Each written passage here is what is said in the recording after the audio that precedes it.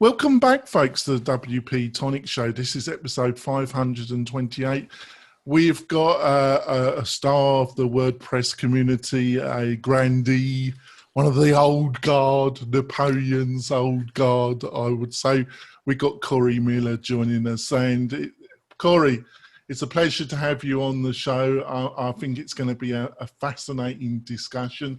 Can you quickly introduce yourself to the listeners and viewers that might not know who you are? You bet. Gosh, 528? Yeah. Well done. Well done. That's awesome. I'm honored to be asked to be on the show. My name is Cory Miller, and in 2008, I started a company called iThemes. And initially, we did WordPress themes. And then over the next couple of years after 2008, we kind of got into plugins. Our hit plugin at the time, and still probably, I think, is Backup Buddy. Eventually, we acquired a plugin called Better WP Security and rebranded that to iThemes Security. We built iThemes Sync, and then in 2018, sold iThemes we were acquired by Liquid Web, a great premium web hosting company. And in 2019, I left the team and embarked on my next chapter. So today, I kind of think of myself as like a project entrepreneur. I've got about 6 or 7 projects that are all either clients or single, LLC companies. And that's because I like diversity. I like to work on different things. And, a passion of mine for most of my life, but particularly the last 5 years, as I've talked about it publicly, is mental health, and getting ready to launch my first professional project related to that field in the next month. And I'm really excited to do that. And you're actively involved in the podcast, newsletter, website, post status as a partner, aren't you? Yes, I'm a co-owner, partner of poststatus.com, a membership community for WordPress entrepreneurs, developers, agencies, all the gamut. If you do WordPress for a living, PostStatus is your home. Yeah, it's a great podcast. I recommend you should listen to it. And I've got my great co-host, Adrian. Adrian, would you like to introduce yourself to the new listeners and viewers? Hi, everyone. My name is Adrian. I am the CEO and founder of Groundhog. We help small businesses launch their funnel, grow their list, and scale their business with proven marketing automation and CRM tools for WordPress. And we had one of our biggest months for a long time last month of new listeners and viewers. Thank you so much for joining the WP-Tonic tribe, and hopefully you will keep on listening. Like I say, it was great to see that the figures have gone up considerably. Before we go into the main part of our interview, I wanted to talk about one of our main sponsors, and that's Kinsta Hosting. Kinsta Hosting, they've been a main sponsor for the past couple of years. If you're looking for quality hosting for yourself or for your clients, let's say got a WooCommerce project, a learning management system project, you need quality hosting for yourself or for your clients, and that's what you get with Kinsta. All the modern technology based on Google Cloud, plus fantastic UX design, fantastic support, everything that you need to run a website and not have any continuous problems with your hosting. That's what you get with Kinsta. So if that sounds interesting, I suggest you go over, buy one of their packages, and also tell them that you heard about them on the WP-Tonic show. So before we go on to some of the main themes of the show, Cory, obviously iThemes recently required Restrictive Content Pro from Pippin, Sands Hill Development. Was you surprised about the purchase, or did you think that it was a well-fitted purchase that benefited both sides? I was surprised, but like I told Matt Danner, who's the general manager of iThemes, and we walked together for 10 plus years, an amazing guy, an amazing friend. I was high-fiving. I was excited. I was like, man, this is such a good score. Because I'm also a customer of RCP. I use it on a couple of my sites. And so I was pumped. I think it's awesome. It's a bittersweet moment too, though, is seeing this team running without me, but also such a proud moment that like that team led by Matt is awesome. And strategically, like he never bounced any of that off me. He didn't need to. He's got his own vision and everything. And I thought that it's a great score for the iThemes community. We had built a e-commerce plugin back in the day, iThemes Exchange, and it was my biggest product failure. So I'm pumped that they're getting back into that game, specifically in a niche that is growing. I mean, extremely popular right now. And plus, like, who better to, if you're going to acquire a product, Pippin and his team. Can I, before we go into the main theme of the conversation, which is going to be what is the value of a lead in 2020, and also talk about your work in mental health as well. You mentioned exchange, and it was your biggest failure. On reflection, why do you think it was a failure? Because it was a good product, and I actually think there was a niche area for it. So why do you classify it as a failure? And by the way, I don't get failure is just a part of, Adrian, this, and your startup too. Like, not saying you're a failure. I'm just saying, like, as a startup entrepreneur, you understand this. Like, failures are just part of the gig, man. Yeah. If we, the three of us, weren't okay with failure, we wouldn't be entrepreneurs. We wouldn't be doing what we're doing. That's what separates us out from those that choose not to. I'll just take a paycheck. So I say failures like I understand why you use that term, because compared to the enormous success you had with other products and services, you would classify it. I understand, but so I understand why you utilize that wording. So if I say it was my biggest failure, it's because number one, it cost a lot of money, a significant amount of money. I think at one point we probably said $400,000, $500,000. That is a lot of money. Yeah. And so I said, learning, failure and mistakes, you should learn from it. And I'm like, man, I paid a lot of money for that learning. What have I learned from it? And a couple will come to mind. We held on too long for sentimental reasons. I fully affirm what you said, Jonathan. Like, I love iThemes Exchange. That became Exchange WP, and a couple of people tried their hand at it. I loved it because it was built for me. Simplicity of e-commerce. It's just, I love WooCommerce, but like you open it up and you're overwhelmed. There's a reason why I like RCP for memberships, by the way. It's so simple to use, and we tried to do that with e-commerce. But I held on too long, and it was emotional, and it wasn't business. It was because we were having this conversation in Chicago with the team back years ago. And we were basically saying, hey guys, hey gang, there was 2 developers on the project and a support person, and they were so talented. And we're like, we can't, we're pulling the plug next week. We're gonna, not for your jobs. You're so valuable to us. We want you on other projects that are actually making money. And they were like, we get it. We love it, but we get it. We just want to be around. We just want to do work at iThemes, no matter what project. Well, that week is when WooCommerce, the acquisition by Automatic, dropped. And so that's one facet of it, is just, well, we can't say we're shuttering this the same week.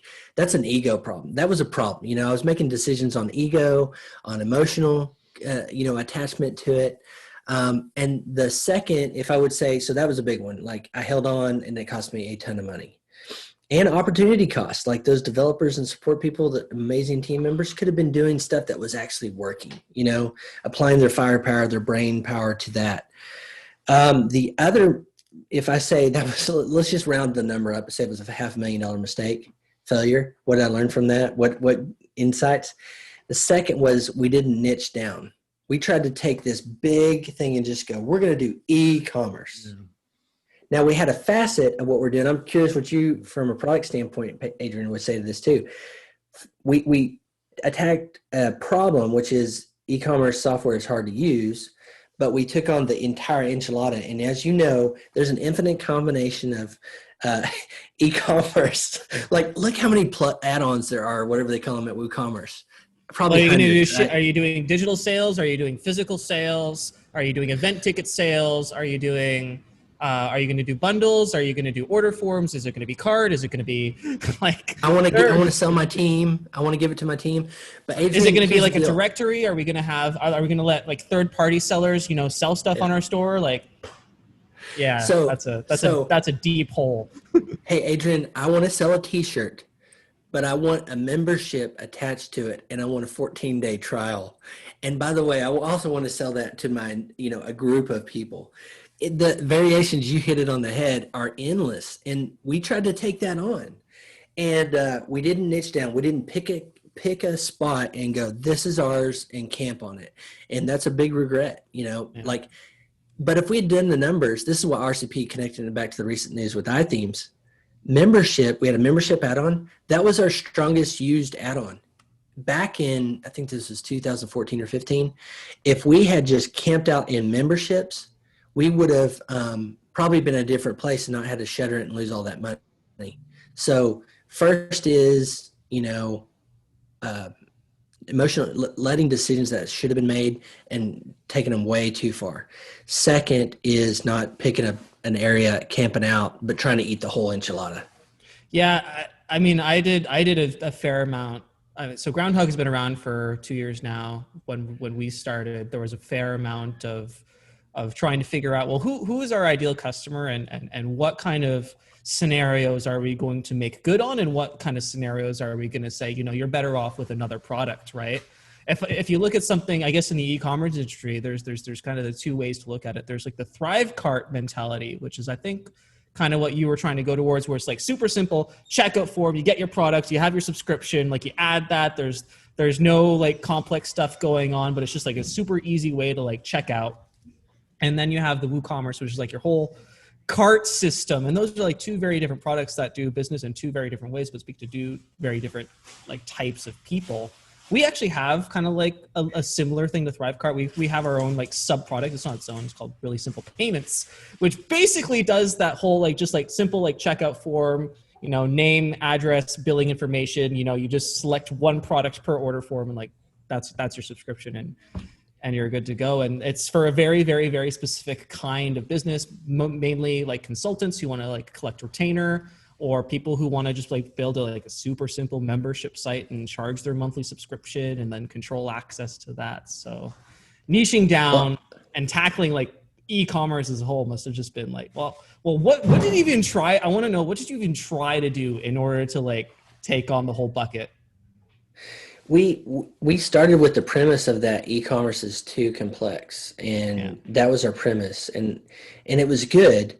Everybody talks about Exchange. Like our product page was so well designed. Our designer at the time, Brad Ulrich, amazing. And then Ty Carlson, another UI, they collabed on how to do that and make it like, we had a lot of thoughtful conversations about hiding the kitchen sink until you need it, and just getting people to what they actually need to do, so that honestly, and she knows this, but so that my mom could add products and edit products on this software. Right. But like, it comes to mind, you were talking about some of your stuff, is that start with the customer, with that. And it's tough. I'm in this process right now where I've got a couple projects that don't have clear customer profiles. Like you said, I think the better word for it or phrase is ideal clients. And, one, having that person in mind, and I did over at iThemes over 10 years. Mm-hmm. The first person that came to mind was myself. I'm not a developer. Right. I wanted everything to be simple and easy to use. So that's the premise we use with Exchange. Where we went wrong is saying, is there other people, is that a identifiable enough facet problem? And are there a lot of people that are interested in it and enough to sustain a product, with also going like, do they even know it's a problem? Do they even care it's a problem? Right. A lot of the products and things I've done the last couple of years, I've specifically had to ask myself, I know it's a problem, but do enough of these people know it's a problem? Exactly. And so whole entrepreneurial thing is interesting. Yeah. Chris from Lifter LMS talks about the whole customer-centric business a lot, and I learned a lot from him about it, where when you're initially designing your core offering, everything comes from the starting with the customer. When I started, I having come from Infusionsoft and having come from other CRMs, I was looking like you at the problem, or coming up from product out instead of customer out, and saying we're just going to make marketing automation easier and simpler because marketing automation is hard, and that's true. But we ended up not hitting home with a lot of people because we weren't targeting a specific type of person. We were just saying, this is a problem and this is how you fix it. And it was like, well, is this a problem that I have? Right? Yeah, that's the problem, right? Because they don't realize that that's the problem. So that's when we switched over. It's like, all right, well, who's our ideal customer? We're going to target digital marketing agencies, and these are the specific problems that agencies have. And then from out there, we are able to reach a little bit of a broader audience. But starting with the customer is just like the only way to do it in my now. It's the only way to do it, but you hit it on the head. It's the hard one. It's like it's the hammer and nail. I've got a cool hammer. You came out of in digital marketing and automation and go, I've got a hammer, man. I know how this works. I know how to make it better. And then, the phrase is like everything becomes a nail. So then you try to hit the hammer with the nail. When we know the more organic and dare to say right way, but the more organic way to do it is start with the customer and their needs and then follow that path. On a simple level, that's what I did in 2008. It was me as the avatar. Like in 2008, and Adrian, I don't know how long you've been in WordPress, but it was, 12 years probably ago? Around, I probably joined WordPress around 2014. Awesome. What a good time to be in WordPress too. But this is going to shock you, but like at some point there wasn't drop-down menus in most themes. And I wanted drop-down menus so you could use WordPress really as a CMS, and we hit that. And that was helpful at that time. But then the market got much more advanced really quickly. But, RCP, I'll go back to Pippin for a second, listening to his interview that we did with Posthouse with him and Matt. That was one of his first products, and he started with himself. He wanted to build a membership plugin that just worked, that was easy, but it was developer friendly. And look how popular it is. It got very, very popular. So did EDD. But I think I'm curious to hear your take on this, but, the whole design it for yourself kind of thing. And I don't know, some ways you can get off base on that. I think it's back to this serve the customer and know who that is. And there's enough of them to sustain your business is probably the better way for me. There's a ton of truth to that. I mean, if I were to build myself a product, it would be a lot more advanced than it is. And in a lot of ways, it's actually a lot more advanced than I actually wanted it to be in the first place.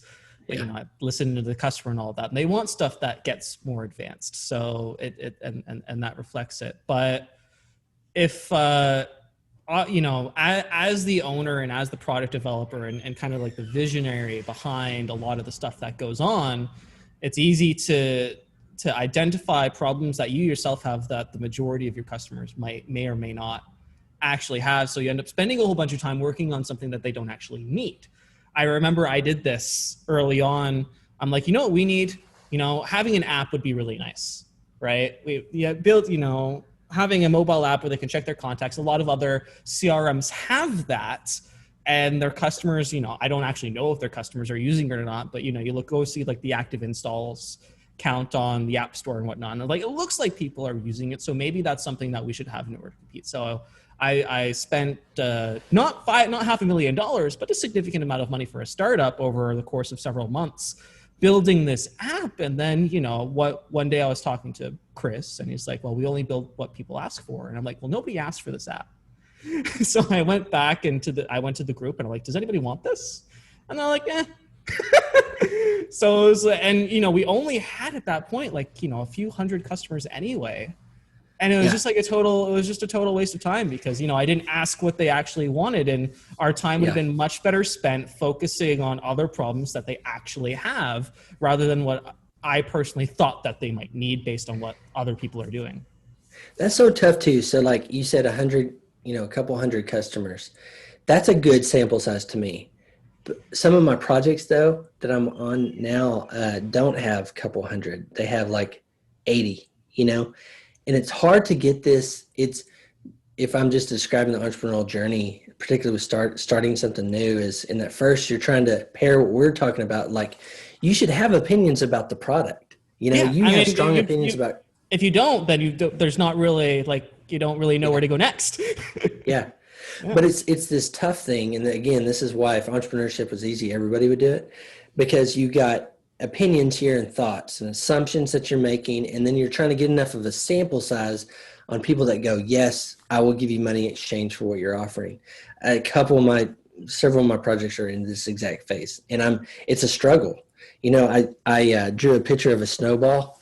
I want to show you my fancy graphic. I'm not an Let's do artist, it. Adrian, but So like, I'm going to describe it for anybody who's doing audio only. oh yeah, All right. yeah.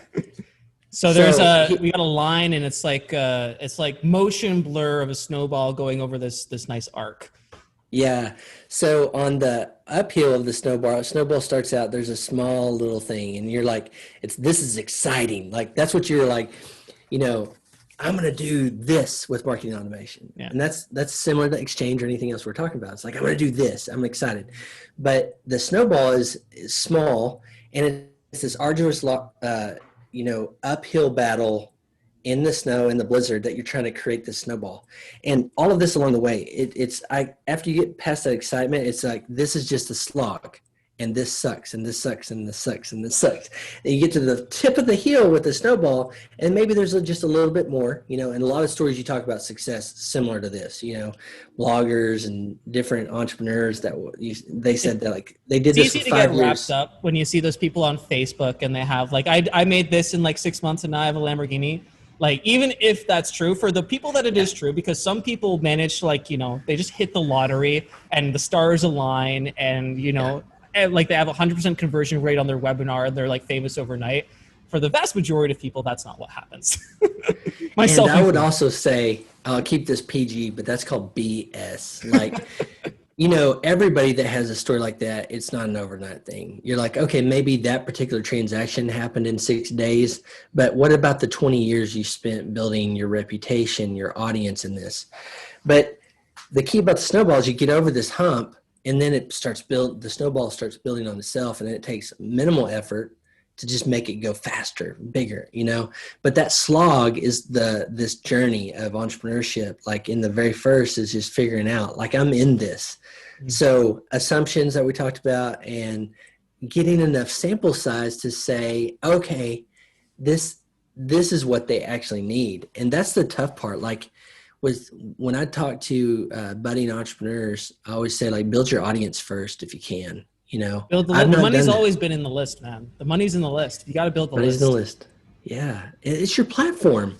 Here's the biggest example in WordPress I have of this. It's Syed Balki, my good friend at WP Beginner. We started around the same time he started WP Beginner. And I remember this young kid, hustling kid, pinging me saying, I'll wear your shirt at WordCamp so you're sponsoring me. But all along, he just did the consistent thing, rolled the snowball until now. Like, he is gobbling up and owning most of the industry, and rightfully so. He's so strategic and brilliant in it. And I give it to him. I just say, like, Syed Balki and his company, I just tell him I'm jealous. Like 50% of the top installed WordPress plugins. It's ridiculous. This guy's influence over WordPress, really. Yeah. He's such an amazing human being too, but he and a dear friend, it's because it goes back to, like, everybody wants the audience he has built at WP Beginner, and he has done so much with that platform. Everything you just mentioned, he did it from the platform called WP Beginner, and he had other properties I didn't know about. I knew him for years and didn't even know about it, but outside of WordPress. But WP Beginner, it's like he owns it because he owns the audience, which is incredible. So that's why I tell people start with audience. Sometimes you don't have that luxury. You know, I need to be building product and audience at the same time, trying to match this together. But it's tough. Like, you're 2 years into Groundhog, and I'm sure that it's been. We have a little bit more than a few hundred now. Yeah, thank goodness. But yeah, no, we have a very decent sample size of people to collect feedback from, and we're working on like Groundhog 3 now, and it's all well and good. So if you look back on your journey, I'm going to interview you now. What were the catalytic moments that happened? You know, like when you started to hit the tipping point past the 100 customers, and, you know, what were those things that got you here today? I mean, so it was the slog was real through year one. So I started, from August to August August 2018 to August 2019, it was a slog, very minimal revenue, few hundred people, users, and like less than 100 actually paying customers at that point. And I mean and we were talking about it, and that's just because I was targeting the problem all wrong. I was like, we're going to make marketing automation easier. Marketing automation and CRM is this huge thing with massive players in the industry. You look at ActiveCampaign, Infusionsoft, HubSpot, Salesforce, Marketo. There's like the list is like super long because it's one of the most prolific industries because every business needs a list. And the people who own the data that control the list are the people who make the real money. So it's this massive industry with massive players, and we're just like this small little WordPress plugin. I'm like, I'm just going to make it easier and I'm going to make it for WordPress and people are going to love it and people are just going to use it because, it's on WordPress and it's free, right? And then I went to CaboPress on Chris's recommendation, and he got me a ticket. He got me an invite, so I went, and I spent the 4 or 5 days there. And that just like changed my whole perspective on it. And I learned that, it's not actually about the product. It's about whatever the customer needs. And I shifted my whole view. I shifted my entire pricing model. I shifted pretty much my whole view of how business and how entrepreneurship is supposed to work. And from there, it's still been uphill, but the slope is slowly, flattening out right now. And by the time Groundhog 3 comes out, probably about Q1, we're gonna just start rolling downhill, and it'll be a little bit easier from that point on. So awesome. when that switch happened, and when that, you learn that it goes customer out, you identify the problems that they have, and you pick your niche. That's like so like the super important is like you pick your ideal customer. Ours is the digital marketing agency. Once you pick that person, everything kind of just like falls into place. The pricing becomes easier because you know what those people can afford. You know what their expectations of service are. You know what their expectations of functionality are. You can solve specific niche problems. Like one of the problems that agencies have using ActiveCampaign or using Infusionsoft, for example, is that it's hard to move strategies that they've implemented in one business to another business really easily. You can't just like export a campaign and then move it over easily. It's a difficult process that requires going through multiple steps. And for our software, we're going to solve this problem just by you can download a funnel directly to an export file and move it anywhere, like totally decentralized, awesome. Right? And that's awesome. One of the big things. We make it like white labeled so that their customers don't even know that it's Groundhog, and they just pay us like an extra licensing fee for that. We made that really easy, and we just started solving like these super niche problems, and it just makes their lives incredibly easier. And as soon as we started doing that, life was better. No, yeah. Knowing who you're hitting and then asking what are their problems. Like you said with the app, like I did that with Sync. We built an iOS app, probably cost us, I don't know, $25,000. And then, a handful of people use it. It wasn't something requested, to your point earlier. It wasn't a selling point, right? It's one of those things that's nice to have, but didn't actually make any money. Right? Especially when you're starting a new project and a new business and you're a new product, you have to ask yourself, all right, is the investment that we're going to put into this actually worth the amount of money that it's going to bring us? Right? We build a lot of extensions, a lot of integrations, not necessarily, some of them that are easy to do because we know that people actually are going to use them and they're not necessarily selling points. But we get some huge major asks from some of our clients, but we know that if we invest in that, that's going to be used by maybe 3 people. And we're just going to have to say, sorry, the market size to do this is not going to, warrant the investment. Right. And those are the kinds of decisions that we have to make now, is now that we know a little bit better that, just because if you build it, they won't necessarily come. I guess is what I'm trying to say. Exactly. Yeah. Oh yeah. The things that I thought were going to be these home runs became the ones that weren't. The ones that I was like, yeah, this is cool, let's go do that, became the ones it's a serendipitous thing of mostly being surprised. But, I told people over the years, if I had, if there was a book that could archive everything we did, it would be titled Stumbling Successfully. Because, a lot of this time you're making it up. Maybe you have models for it, that you can look I'm trying to figure out how to price this. Okay, well, there's other people I can go look at pricing. But for the most part, I feel like in entrepreneurship, you're making it up as you go. And we tried to make, it's looking back, it's like tried to make the decisions that would not cause us to fall on our face, not actually fall. But if we stumbled, like the exchange decision wasn't one that would make us fall, but we sure stumbled. We could have been better off. But I feel like most of us don't have it. Most of us don't have it all mapped out and have all the answers. We're trying to figure it out as we go and make the right decisions. And it's tough. It's guesswork. There's no question. I mean, the way that I've been able to get to where I am is just by asking other people lots of questions. And it's a great way to be. It's me too. Asking lots of people questions and then, making projections and, saying, what, this might work. And then, it either does or doesn't. I've had a couple product blunders myself, not nearly to the point. I mean, so the app for one. Number two was we had our own sending service for a while. We invested a lot of money in that, but just like the technology on the back end wasn't work, and people didn't really understand the value, and they didn't understand the offer, and it was just most people just wanted to just buy AWS anyway. So and that's a much more successful product than our original sending service, even though it was our own brand and everything. Even as we talk about this, it just solidifies starting with somebody that has a problem, identify a problem they're probably irritated, pissed off about, or trying to cobble together and just frustrated about, And, it's like you said, let's say take an agency, they want to be able to replicate what they're doing, the funnels that work across projects. Well, that's time consuming and they bill by the hour, most of them, right? Mm-hmm. And, you come up with the solution, say you can do this. And by the way, you can rebrand it with white labeling for an extra fee. And then you get to sell to your client like you're the genius. I think this is a great way to offer solutions in the world for sure. Yeah.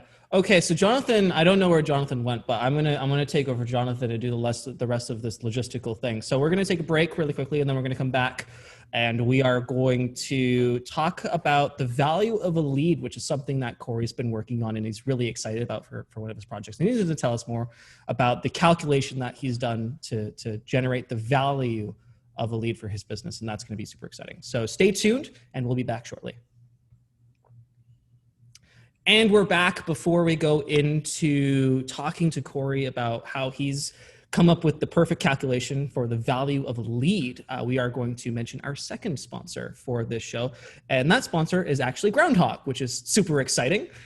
So Groundhog is a marketing automation and CRM platform for WordPress.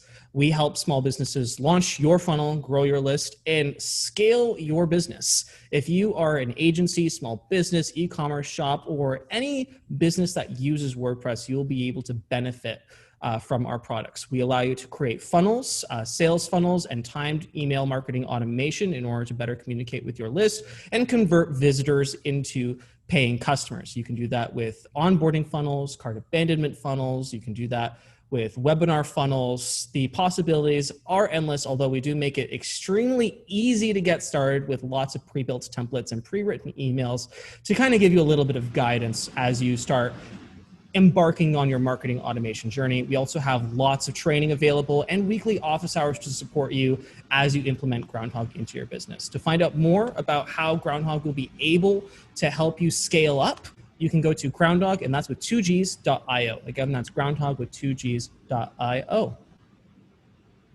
All right, Cory. So value of a lead. First, let's contextualize this part of the conversation a little bit.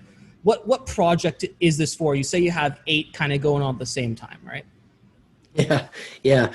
So my partner that really did the work on this is a virtual CFO. His name is Jeff Mazier, and I posed the question. Well, I was working with this client, and I love this client. They're an addiction treatment center. Again, my passion for helping with mental health, that path led me to this addiction treatment center in Nashville.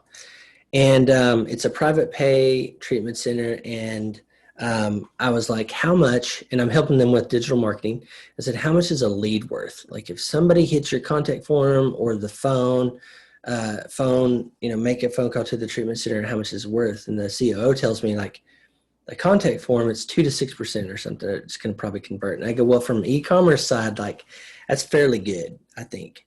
From getting a page to convert to something. 2 to 6% on a generic contact form is more than pretty good. That's what I said. Now her response was, well, we've got a very limited admissions staff, and the process to figure out, how much does insurance pay and all this stuff is pretty long and taxing. So I go, okay, well, that's interesting. But I did note that. She said, if somebody calls, it's way higher. It's 40 to 60%. And I got my interest in it. And I said, okay, so there's 2 lead values there, 2 to 6% on the contact form versus this. I know their average price, for a 30-day, 60-day stay. And so I went back to Jeff and I said, how can I quantify this, into the value of lead? Because that would inform if I want to go out. I've very minimally done paid advertising.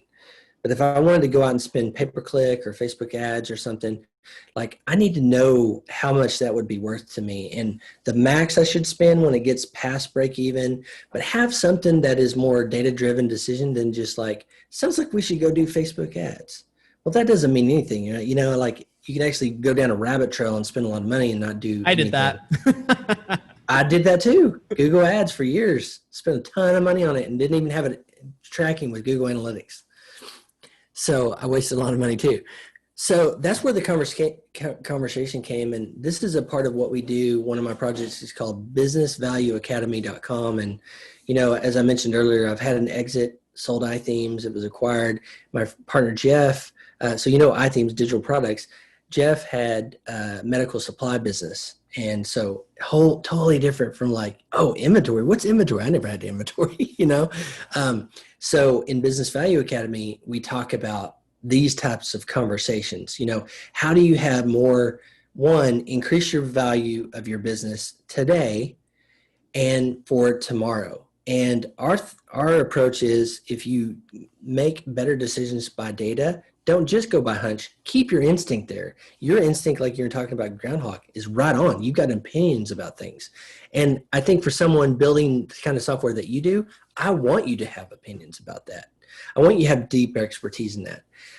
But the other side is like the data side is, does this. And so the lead value exercise we put together, and we're going to be offering it later today on a webinar with a free Google Sheet, is just trying to help people, like, they put in their average sales price, their campaign goal, and then we make some assumptions. And this would be interesting for you. I would love to give this to you, Adrian, so you can give me some feedback. But I just put like a generic 1% goal conversion, So like if you were to spend a ton of money and put people through the funnel and they got to a landing page from an ad or whatever, the goal conversion would be the amount of traffic that you send versus the people that actually became a lead, not necessarily a customer. Yes, absolutely. So that's a deeper conversation we started wading through, and it was much deeper than I've ever gotten.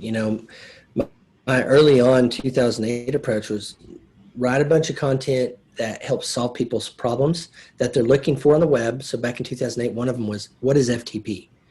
Back in the day, you had to upload things with zip files and stuff. You had to use FTP. Now WordPress has gotten way better and you don't have to do that kind of stuff. But back then, it was a problem. I wanted them to show up, the whole digital marketing thing, show up on our site, go iThemes as a resource.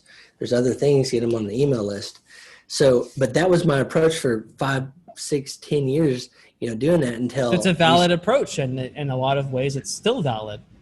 Absolutely. Now it's gotten a ton more competitive, as you know. We lost some ground on SEO because I just frankly didn't update my SEO skills. So I had to have my friend Rebecca Gill come and help us.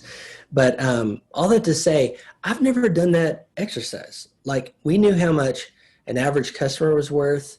I could look at Google Analytics and see conversion rates based on customers too. And so it was like, okay, if they hit our backup buddy sales page or whatever software, it's a 1.5% or something. Well, again, there's 90 whatever other percentage that would be that don't buy, So how do there's that view of that just allows us, okay, we can turn the knob on conversion rate. Do we have a strong, call to action? Are the prices right? Is the message right? All that kind of stuff. But if we wanted to go do pay-per-click, we could say, that might be worth 50 cents a click. And this, you've seen it with Google ads and Facebook. It's a bidding war. Well, I don't want to be stupid and bid. Would you like to know how much it costs to bid on marketing automation as a keyword? Actually, specifically marketing automation WordPress. The estimated bid is anywhere from $15 to $40 per click. Okay. We're gonna work through this calculator together, because then we can reverse engineer that bid and with this new spreadsheet that Jeff did, and see how much they think their leads and their average value. I bet we can reverse engineer that. That's so interesting, because one thing we did is we just go, okay, virtual CFO for hire. Well, we found it was like, I went to SEM Rush and looked up it, and it was like, okay, $15 a click. CPC was $15. It matched our spreadsheet really well. And I was like, now we're on to something. You talked about Marketo and some of the bigger enterprise, pieces of software. Up in the public sector, they do this every day. Most of us small businesses don't do these type of things. And so this is a competitive advantage, just saying, okay, what is a lead worth? Mm-hmm. If all these contact, for Groundhog, I'd think if somebody asks a question, they're an opportunity. There's something, they've taken the step to hit the contact form type of question. It's good data for you to figure out, is my sales page not clear enough and stuff like that. But they're on the hook, they're interested, other than someone just, surfing passing through. Like I have done, by the way. Groundhog, I've looked at Groundhog several times in the last probably 6 months. So, but if I hit the contact, you've got a name, you've got someone to kind of like go, this is a real human being asking questions. And so to your point, like you'd love for a ton of inquiries, because you could figure out all the rough edges why people are having to hit the contact form and not just put their credit card in. Yeah, we have live chat that helps a lot. I am going to have to do something though. So we're at the 45-minute mark, and Jonathan is going to yell at me if I let it go past 45 minutes. But there is a light at the end of the tunnel, silver lining. So what we're going to do is we're going to end the podcast part of the show. And then for those of you who are watching live or are going to be listening on the WP-Tonic website a little bit later, you'll be able to catch bonus content where Cory and I are going to dissect and work through and reverse engineer that bid to find out the value per lead and show how that process works. And we're going to do that in bonus content, or hopefully Cory has another 15 minutes to stay on. But until we get there, Cory, what is the best way for people to learn about your projects, what you're up to, and how they can learn more from your seemingly unendingly well of experience? Yeah. Best way to probably get a hold of me or even see what I'm doing is go to my website, Cory, Cory, Miller.com. And then I'm on Twitter at, it's like an old AOL type username. It's Cory Miller 303, but CoryMiller.com is the home. You can find all the different projects and even hit my contact form and hopefully get like a 2% conversion rate on that. And so you keep mentioning webinar where you're going to continue to go through this process that we're about to go through for the next 14 minutes or so. How do people, if they're watching live here on Facebook, how do people go find that? businessvalueacademy.com, businessvalueacademy.com. And we'll have that recording up on the blog probably in the next day or so. Beautiful. So anybody listening after the fact will be able to see it too. Yes, sir. Awesome. All right. I want to thank you for coming on the show today. And I want to thank you for sharing your wealth of experience. I learned a lot, and I just love talking entrepreneurship and business with people. So it's been fun. Okay. Thank you. And we'll see everybody next week, Thursday, and stick around for bonus content. All right. We are officially in bonus content now. We're going to dissect and reverse engineer bid process and bidding to all the way to value per lead, value per session, I guess, however we want to quantify that. I'm about to learn how we quantify that. So why don't we just start off and Cory, take it away. Yeah, you bet. So yeah, the two inputs on our form, and you'll see this at businessvalueacademy.com, are average sales price. So customer lifetime value. So I'm not sure what Groundhog is, but let's say it's, automatic renewals, all that kind of stuff. Let's say it's $300, so that's your max. It's a little bit more than that. It's around $375. And we've only been around 2 years. So renewals are only actually just starting to come in as of like March or April when we started collecting money. So right now we're doing renewals are pretty good. So I'd probably put it around $375. Okay, you're able to do something that it took us a long time, because when we started in 2008, a lot of the software that would do recurring payments didn't really exist on our level. And I'm so glad, because you're going to benefit from that recurring money. I preach it. I preach it, preach it, preach it. Every project I'm starting now is also embedded with recurring revenue. It's the holy grail. It's the automatic customer, Well, it's there are because turns. it's so hard to continue to it's hard to continuously build the list, right? So you have, if for every one-time payment, you have to replace that same customer next year or next month or whatever it is, right? And that's the inherent problem with the one-time payment. So you have to continually replace customers, and then you're on the hook to continually support that same customer that you've only received from once. Right. And that's just not sustainable in today's economy, when the expectations are astronomically high from the consumer. Absolutely. Right? The expectations are much, much, much higher than they were 10, 15 years ago. And you know this, like, it is so tough and it's so expensive to gain a customer. Yeah. So like for 7 years, every month we'd have to try our hardest to get new customers in. That's going uphill in the wind, And so I preach it for every business. We preach it at the Business Value Academy, recurring revenue. A lot of people say, I can't do recurring revenue in my business. Man, I don't take that. Yeah, there's a way to find some way. My wife just started a service called contentjourney.com, and to help people consistently create content, which is a tough problem for everybody, including this person talking. So I told her, I said, thanks for creating a service that helps me, because I need it. But she bakes in recurring revenue. It's a subscription thing. It's not just a one-time article, a one-time ebook, whatever that is, or one-time page on your website that they write for you. It's an ongoing thing. And so she's thought through, reverse engineered, what do people need on a continual basis? The same with Groundhog. I'll just keep using your company. If I have that pipeline and I'm a digital agency, I'm going to have new clients coming in. And so like by the time a year passes, I want to renew, because one, I'm going to have problems. I'm going to have to ask questions every now and then of Groundhog. It's probably perfectly designed software, but like I want the ability to go ask a question. And the second is you're coming out with 3.0 soon. I want that. You're trying to keep ahead for your customers, these digital marketing agencies. And so I want that. So there's, I think there's, just like you said, like most businesses can find a way to think through, like I think about HVAC. The first one, if you're like a traditional company, support. Like that's like support's the holy grail of recurring revenue. I mean, that's every WordPress plugin company, and Spencer Foreman on the panel on Fridays talks a lot about this. Like every recurring product WordPress plugin company, the only thing we're really selling is updates and support. Like that's really what the business model is, because it's GPL software at the end of the day. We make it a little bit easier to get, but at the end of the day, it's all GPL. So that's what we sell, and every business can add recurring on-call support to their business. That's hosting companies, that's product companies, that's HVAC companies. If you just say, hey, listen, we're going to charge you like $100 a month licensing fee or rental fee that includes support. Like that's the way to add it. Well, my friend has a plumbing company, and a lot of he does have residual like customers that do call back. I'm one of them.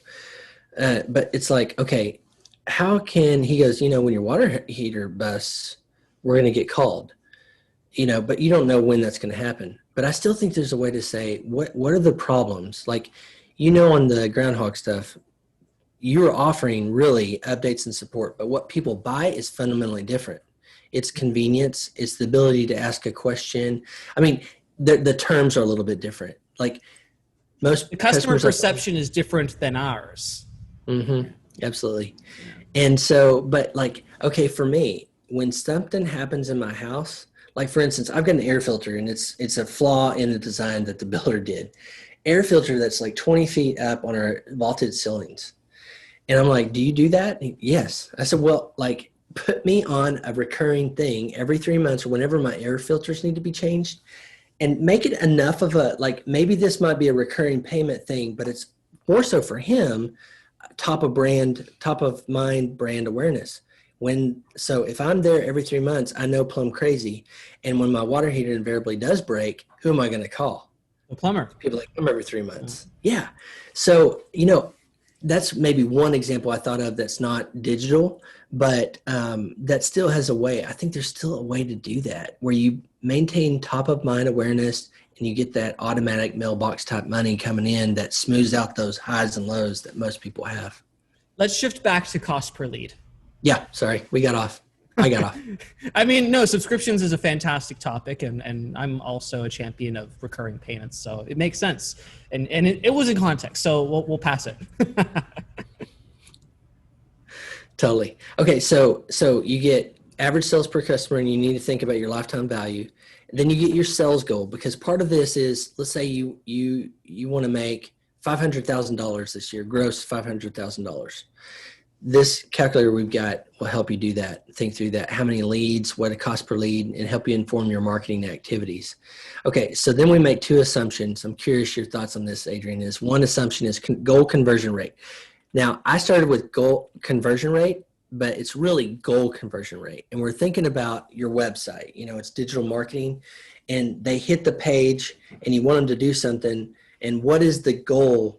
That, and specifically, we tried to line it up with Google Analytics. Then the second, so we said 1% on that. Curious what you think about that.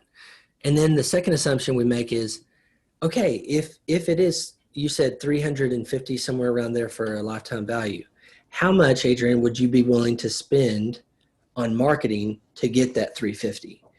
We put a generic 20% as a benchmark. Like I'd be willing for 350 to spend 20% of that on marketing efforts. So we made that assumption. Right. How am I tracking right now? So, I mean, the only part of the equation that, I mean, as a business owner that I'd be thinking is business is one of the issues, or not necessarily an issue, but one of the realities of my product specifically is that it costs money to support the customer, and we have a support intensive product. So not only what's the lifetime value of the customer, but what's the lifetime cost of having that customer as well. So you have to subtract that from the lifetime value, because if you're willing to spend like $1 to make $2, right, that's fine. Yep. But what additional costs do you have long term in order to support that customer ongoing, in terms of what's your average, like what's your cost per ticket? That's something that we're always trying to find out. It's like, well, how much does a ticket cost? What's the average number of tickets per person, right? And that way we can gauge what that ongoing cost is. So that's something that's the only thing that I heard that I would also want to think about. Yeah, absolutely. So you've even thought it through even more deeper. The other is, what's your net profit? You can okay, we got 3 support team, 2 devs, me, there's some general administrators costs and everything, and try to figure that out and go, okay, man, when we started, this is the value of a CFO, by the way. When we started doing this back in 2010 at iThemes, it was light. I mean, the light shone on everything. And we're like, we are able to make better decisions knowing there were some things we were losing our butt on. And we had emotional, like back to that emotional thing, we had emotional connections to it. And then we said, we're making a ton of money from this. Well, we should probably try to boost that. So knowing that, you can either flip it as how much you're able to spend, or figure out what I think it's gross profit margin is on that, and do the reverse for our little calculator. So we'll just say 20% for right now. And then you're able to get lead value. So in this equation, I put 350 in. I just put it like $150,000 is your sales goal, 1% conversion rate, goal conversion, 20% benchmark. So we said $4 is your lead value of that. So every lead that comes in, now this is where you got to figure it out per channel too. So is, my contact form, or what does the page look like? And then you have some stuff. So we started talking about target spend, target customers needed, lead target, like how many leads do you need to get in the funnel? That can kind of go back to, the search volumes and things like that. And then somewhere down here, Jeff does a much better job unpacking all this. But it's really to go, okay, how much is it worth, our efforts? Now for his, we determined it was like $15 CPC, cost per click on that stuff. So I go, okay, how much money would you need to make in order to get to your rev target? And then I go, you probably don't want to spend ads, spend that money on AdWords. But would you take $2,000 now and write or create content that helps draw people in for those specific keywords you'd be doing? Like, now you can make some really good decisions once you start getting that. You can spend the money on ads, or you can spend the money on a really good copywriter. Exactly. Right. And that's, so it stemmed from like, what's a lead worth? How much should I spend? And then can I have at least some data, a straw man data model to put up and go, does this right? You know, and then is it realistic? And then we can actually go spend $2,000 on a CPC campaign and see how our assumptions test out, and then make some tweaks.